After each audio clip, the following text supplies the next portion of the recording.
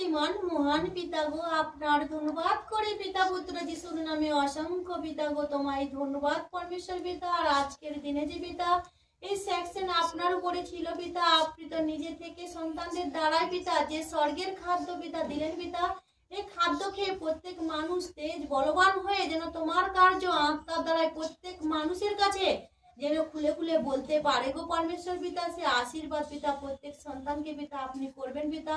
আর নতুন সালের নতুন বছরে পিতা আপনি নিত্য নতুন জন পিতা এই স্থানে নিয়ে আসবেন পিতা।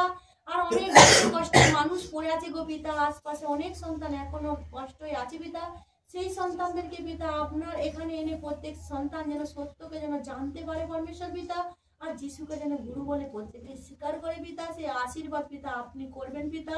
আর পরমেশ্বর পিতা রাস্তাঘাটে এখনো পাগল অন্ধখণ্ড পড়ে আছে পরমেশ্বর পিতা, আর রাস্তাঘাটে পিতা অনেক সন্তানরা আছে পিতা, সেই সন্তানদেরকে পিতা আপনি স্থানে পিতা নিয়ে আসবেন পিতা।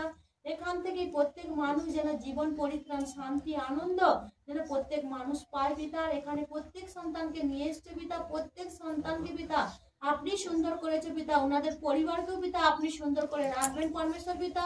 আর যেটুকু সন্তানদের কষ্ট বাকি আছে পিতা, সেই কষ্টকে পিতা আপনি এখন থেকে পিতা সুন্দর করে দিয়েছে পরমেশ্বর পিতা।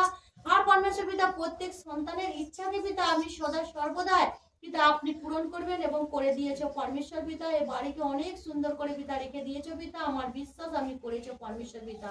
আরো পরমেশ্বর পিতা এই সন্তানদেরকে যে পিতা আপনি আপনার কাজের জন্য চুনেছো পিতা, আরো আপনি মনের মতন করে পিতা সন্তানকে তৈরি করুন পিতা, যাতে তোমার কার্যকে যেন আত্মা থেকে খুব সুন্দরভাবে যেন নিয়ে যেতে পারে, প্রত্যেকটা মানুষের কাছে বলতে পারে।